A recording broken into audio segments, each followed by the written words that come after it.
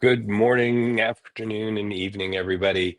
Thank you again for joining us. I'm here with my coworker, compatriot, colleague, Mr. Peter Cutler, Morning, Mark. who's good morning or afternoon for you. It's 4:30 in the afternoon UK time.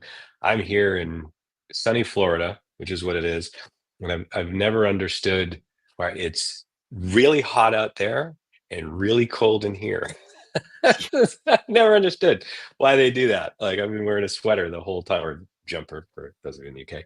But anyways, that's we're not here to talk about my weather struggles. Here to talk about Yeah, architecture, that's right. DDoS protection in cloud, hybrid, on-prem, but really about picking the right architecture. And I thought it was interesting too, because I think Pete, you and I talked about it a little bit. The Anissa, who, if folks aren't familiar, they are the European Union's basically cybersecurity agency, I guess, if you will. Just put out a Yeah. threat analysis recently, and DDoS attacks are on par with ransomware, both as an activity, but also too, a lot of times DDoS attacks can, what would I say, indicate another attack coming. It's sometimes used as kind of a feint to distract folks. So it's becoming a relevant topic once again, as it typically does. So I thought this would be a good time to get into this discussion. And just before we do, please feel free to ask questions as we go. We'll have a couple polls for everybody.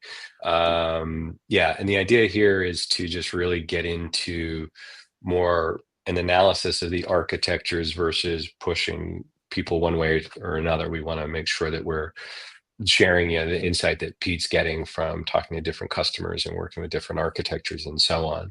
And so with that, Pete, the first place that really just wanted to talk about is, we're talking about different models. And I rattled off three, cloud, hybrid, on-prem. That's kind of a blunt way to go about it. When you and I were talking, I think you rattled off like really six different approaches here that encompass all of them. So Yes.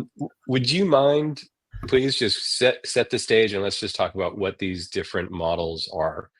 Yeah, of course. As you say, I think there probably are around about six architectures that teams will use these days to consider whether or not they're appropriate for their own network design.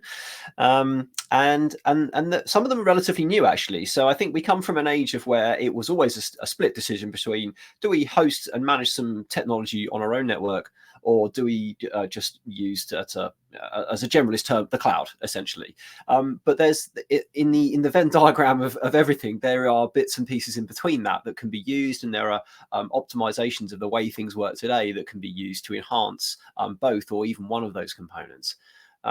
So I think just to set some context to this, we're talking about the paralysis effects of denial of service traffic on internet communications. And so when architecture teams sit down, and when I sit down with our customers and with new projects, and we say, right, how are we best going to define and place defensive technology into or external to the network to best cover off the threats and the risks that could potentially impact our business. And the big one, the big obvious one is cloud. Okay, so there are many networks that will have the availability or the ability to use a huge capacity that's available in another network to be able to soak up attack traffic that's heading towards the destination prefix that's under attack, and we call that cloud.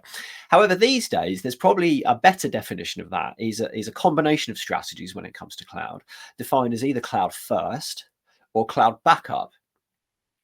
And there's a few economic benefits to the both of them, and there's a few technical benefits to using either one of those.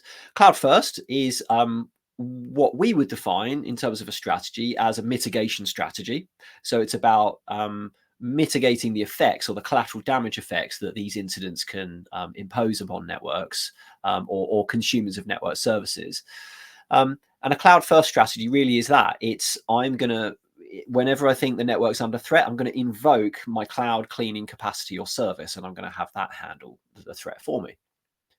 The second thing I mentioned there was cloud backup, and cloud backup is really this technology approach which has come about in the last sort of 24 months for networks that really want to use the cloud or may need to use that capacity in the cloud, but may not want to take that approach as their first step when mitigating the incident.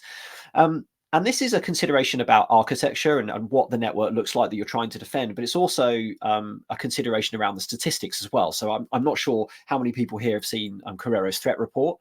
I'm going to plug it, Mark, if that's all right. You can get it at Corero.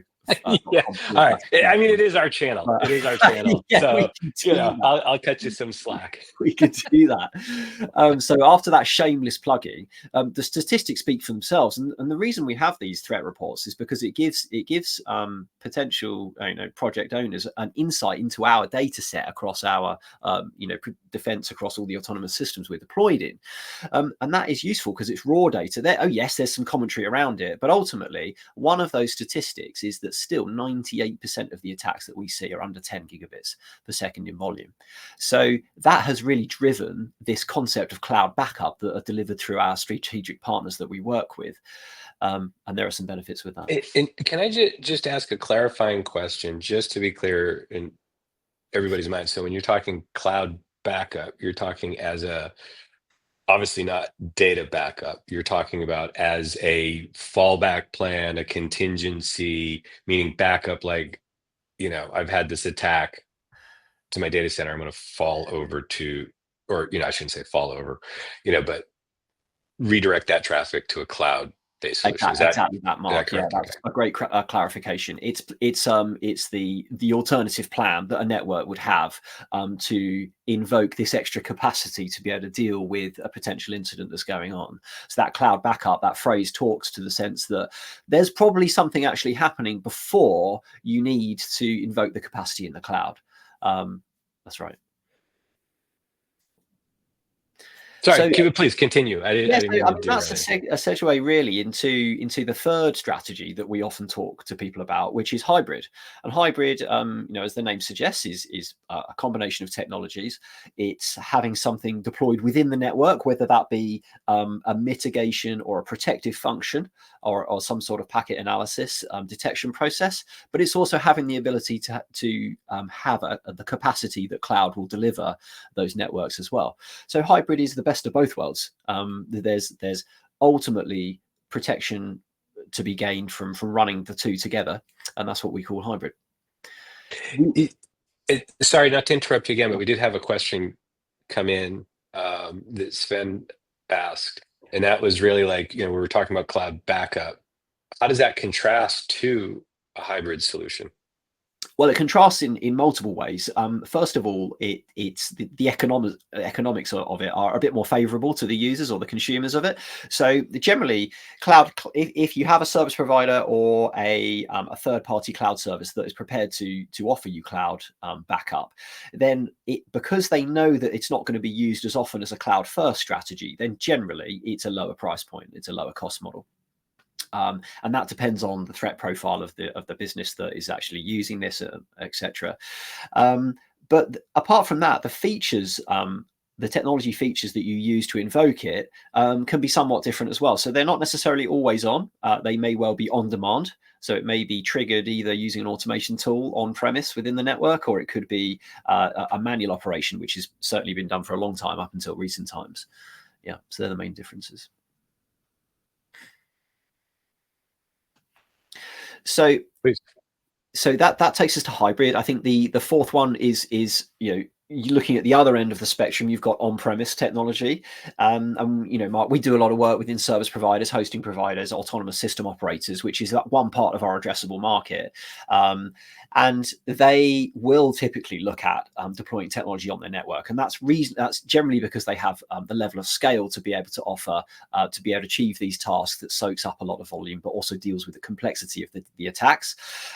They also have a customer base of their own, which will consume IT services, so they can then resell those services onto their end customers. Because believe it or not, depending upon the plumbing of the internet and where your network fits into the internet, largely whether you're a consumer or a deliverer of technology, DDoS defense can be a very difficult technology to access, especially in the SME, SMB type market, and sometimes I'd go as far as saying even in the enterprise market.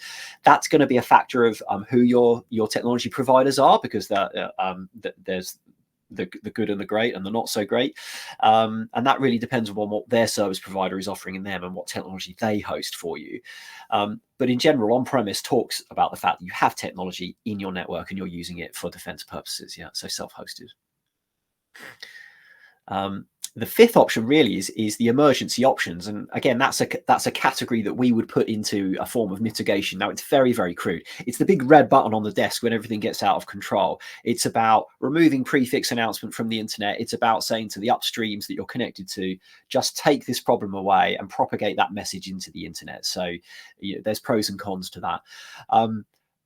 Rather, disconcertingly, one of the findings in the report that I plugged earlier was around this great term that we coined carpet bombing, which is actually a collective term that means three different techniques used to send attack traffic. And in a nutshell, it's about spreading attack traffic across wide ranges of addresses, primarily to evade detection, but also to neutralize the defenses that you can use. And this is a really good example, because emergency options are becoming less and less effective, especially if we're thinking about black holing traffic or pushing those big red buttons in an emergency situation, because you're ultimately saying, if I push this button, I could remove the entire prefix announcements of my network from the internet. Just one point of clarification, just for anyone who's listening and may not be aware. Can you just talk a little bit about what black holing means? I mean, kind of Sure. The name is pretty descriptive, but just if you could give a quick explanation and implications. Yeah, black holing is about identifying the target of an incident in the world of direct IP. So if you have an IP address which is serving up something, taking that IP address and instructing the routing platforms or the switching platforms that are going to ensure that traffic arrives at that destination, which is hosted within your network. It's about telling them or instructing them to throw those packets away. And more technically, it's about instructing your upstream providers to also do the same task for you. So essentially, the presence of that service delivered through that IP transit is no longer there anymore. Right. So it's kind of, I would think, well, just from hearing talk between us and others, that it's really more of a last resort, pretty crude tool, because you're just basically saying, okay, especially if I'm a service provider, for the preservation of the whole, I'm going to sacrifice that victim, that target, I'm just dropping everything that they get. That's right. It does, but like most things, it forms one, hopefully a small part of any strategy in defeating these sorts of threats. Yeah. Mm-hmm. Okay. Now, you mentioned something, Pete. I'd like to move into, you talked about selling DDoS protection as a service, for example, is within one of the architectures. So can we talk about business drivers a little more? That's something, it's like, I guess, is there something to the nature of a business that'll help, that might dictate which model they go through? Or there are other, revenue goals that may drive a choice? Can you explore the business potential or the business implications that may drive someone to a particular architecture? Sure. Yeah, absolutely. We can. I think on one level, it's the economics of it. So to take two, opposite examples, the economics of an enterprise taking a cloud service with some technology that would make it much more efficient for them is going to be much more consumable for them from a cost-based perspective than it would be if you were, say, a service provider or a hosting provider. And that's generally because of the cost models that are used around the volumes of traffic that you're going to be asking the cloud, as it were, to handle for you. So because they build out their network around externally internet facing capacity, actually the cost for them to route traffic back to your network after it's been cleaned is relatively high, and typically those volumes are relatively low.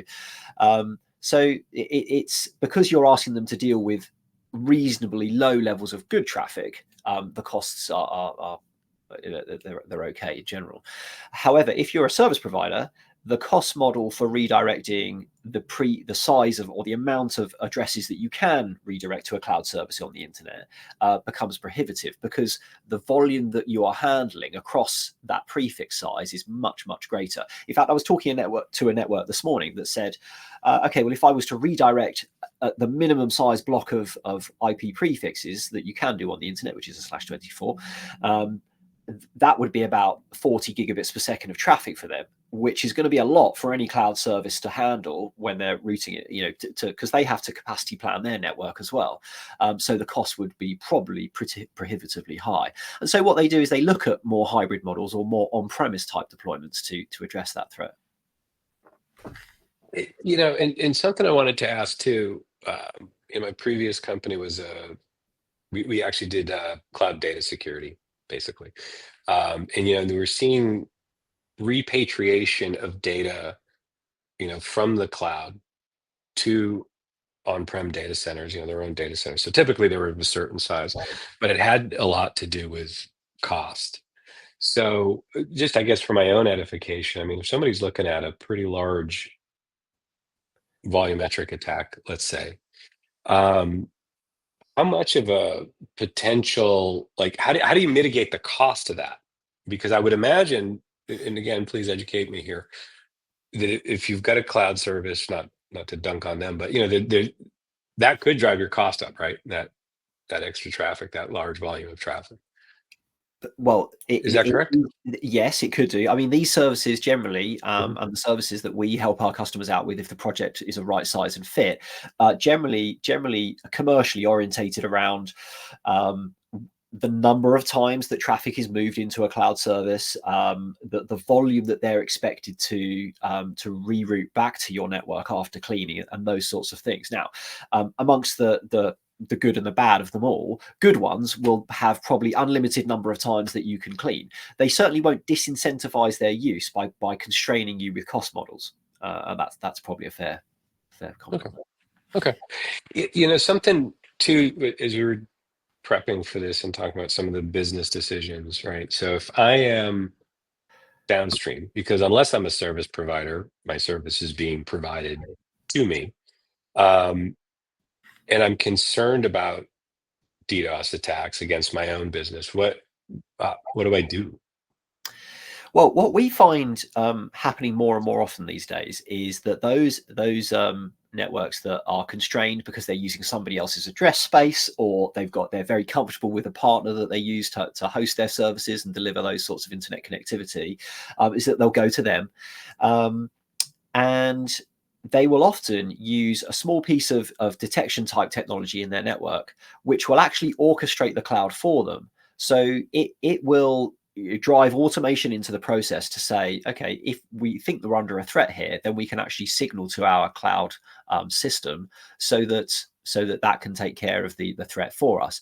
And there are a number of different ways of doing that, but this is a model that's becoming more and more popular because, number one, you're driving automation into the process, which busy, sort of NetOps teams really like, and the other thing it does as well is that it gives you a lot more visibility into the traffic that is being handled by that cloud, why that cloud was asked to help, what were the circumstances around it.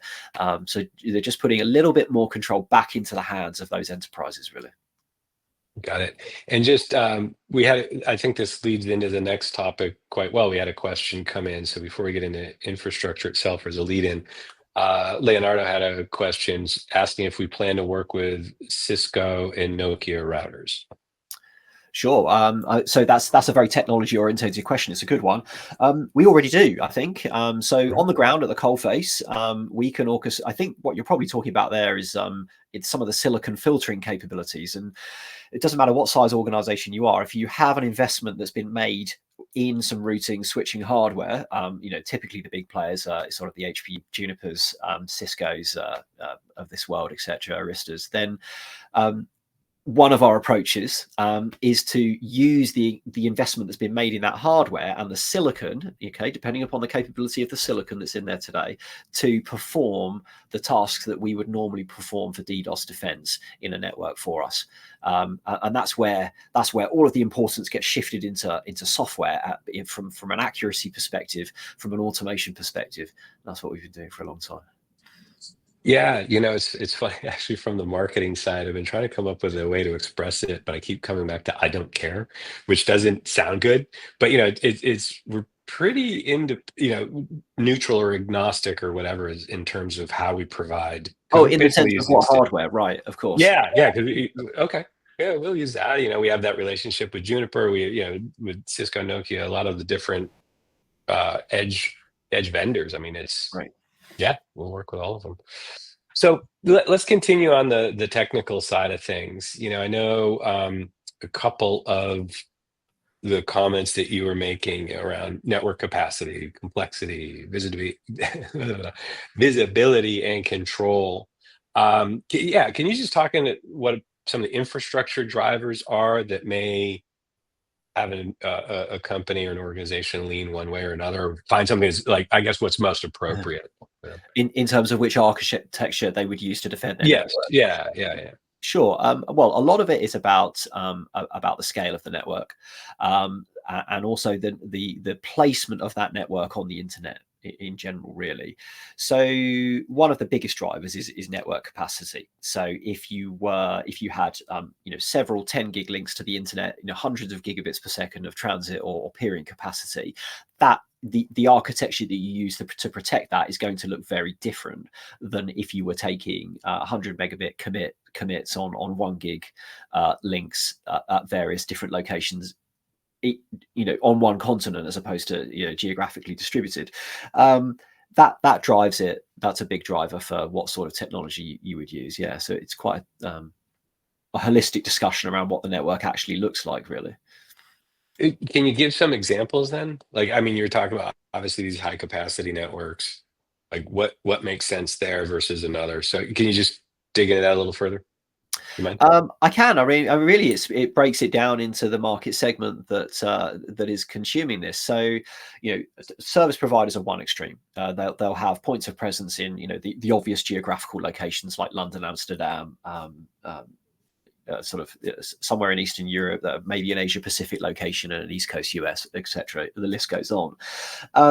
And the challenges that they have are that they need to be able to orchestrate the points at which they want defense to take place. So in some locations they may have lots of capacity, but in other markets where they may necessarily have much presence, they may not have much capacity at all.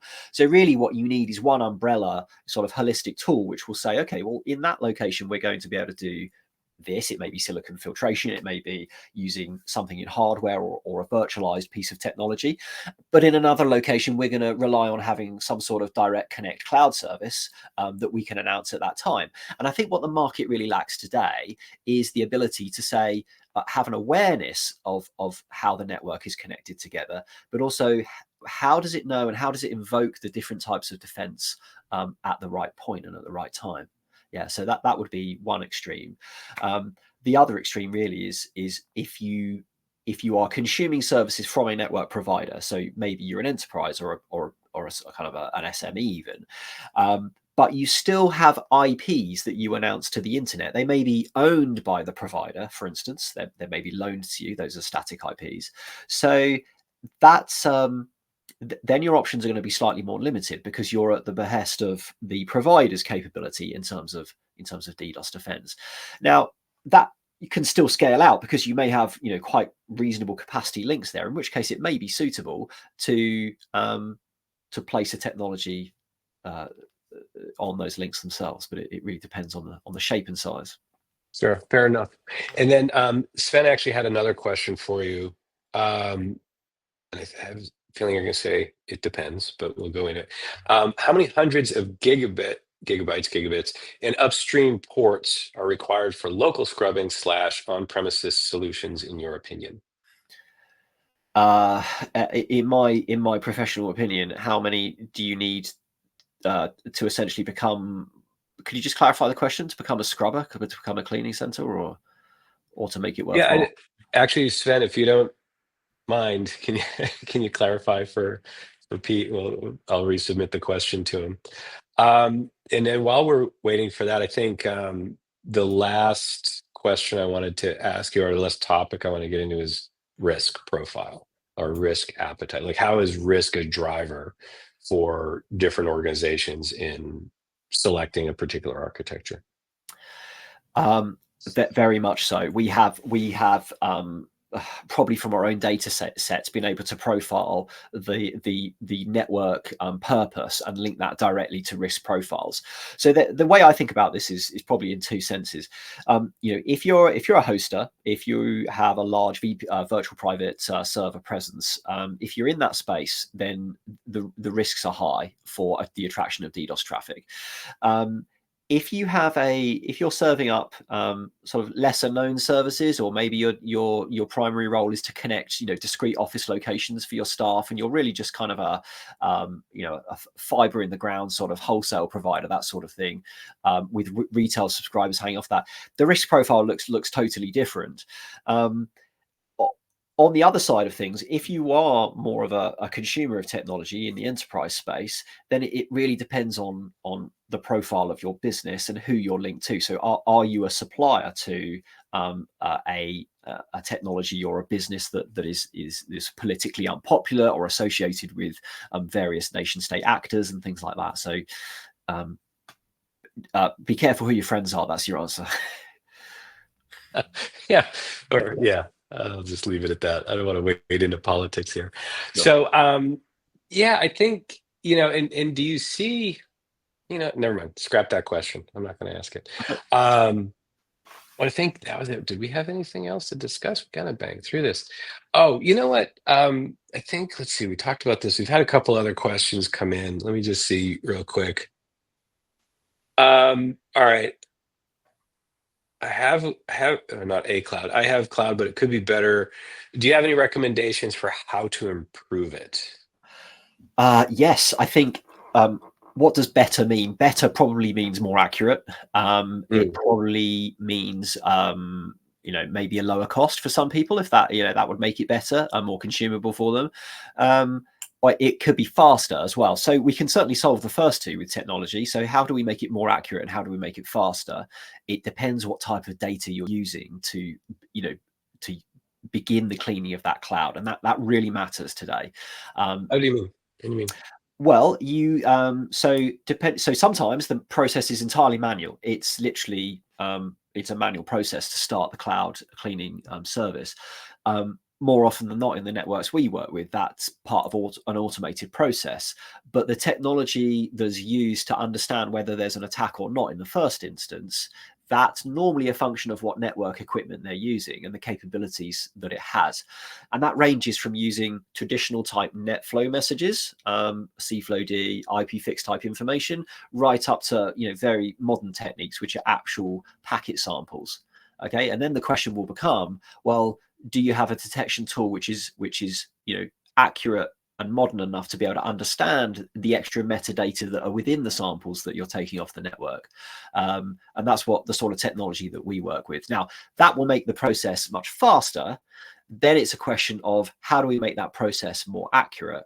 Okay, and if the detector can know about what the threat is before the cloud actually sees that traffic, then that can make the whole process a lot smoother and reduce some of the collateral damage that we see in cloud strategies in general. Okay. I've got, just let me see. Oh, hold on one second. Okay. So again, this is Sven with his clarification. Oh, great. So this was the one. So his original question was, how many hundreds of gigabits in upstream ports are required for local scrubbing / on-premises solutions? And then the follow-up was, yes. Yes, I asked if you heard your question. Yes, we are, for example, a hosting company, and for us, a cloud solution doesn't make sense, especially price-wise, given that we have an average traffic of 40 to 50 gigabits per second. Yeah. Therefore, the question is, at what gigabits per second uplink does it make sense to invest in an on-premises hardware for your own hardware with software? Sure. Does that help? Yeah, no, thanks for clarifying, Fern. That's great. Really, this is a question of statistics. What we see is that if you have the capability of taking on board a 100 gig transit circuit, okay, with the appropriate commit on to be able to handle the level of traffic you're mentioning, then you're going to be statistically able to deal with 90x percent of all of the threats that are inbound before you would need extra capacity. Capacity after that really is gravy. So if you add an additional 100 gig port, then that's you're going to be far better able to deal with statistically the majority of incidents than with the single one. Other strategies you could think about as well is using things like dirty transit, where you have a transit link that you entirely dedicate to the purpose of cleaning DDoS threats towards the prefixes that are targeted. And what that means is it's about automation. It's about having technology that we work with to say, okay, we've seen the threat, we're going to move it over to a different transit link. So it takes it out of the engineered traffic path and puts it on a different place where, one, you've got way more capacity compared to the rest of the link that's handling most of your traffic, and two, gives you the maximum amount of headroom on that 100 gig capacity link to be able to deal with the attack. So yes, there's strategies and there's plain, just having capacity in the first place, which will obviously help. I mean, there's been an exponential rise in the amount of 100 gig ports that are consumed, even than just 12 months ago, and that's largely because of the price crash in transit and being able to use 100 gig on the same fiber for the infrastructure that carries it. And I'll throw in the fact that we do have a 400 gig solution to consolidate ports. So just, again, it's our channel. Shameless plug. Yeah, it's our channel, well, man. That's a connectivity point that today is really taking place at the in the core of the network. A core backbone is being connected in at 400, but I do have networks that I work with that are connecting into exchanges at 400 gigs today. Okay, good to know. All right, Pete, we are actually a little bit over time. So thank you, everybody who's asked questions and participated in the polls and so on. Thank you very much. Thank you. If there are any other questions, probably best bet, drop an email to marketing@corero.com. That gets to my team and me, and then we can get you any answers that you might need as a response. But and then Pete, as always, thank you. The time always flies when we do these things. Yeah, I appreciate it. So, if anyone wants to get a whiteboard out with a marker virtually or face to face, let's do it. It's good. Sounds good. All right, man. Thank you. Thanks, everybody. Thank you, Pete. And I'll see y'all later. Thanks. Bye-bye. All right. Bye-bye.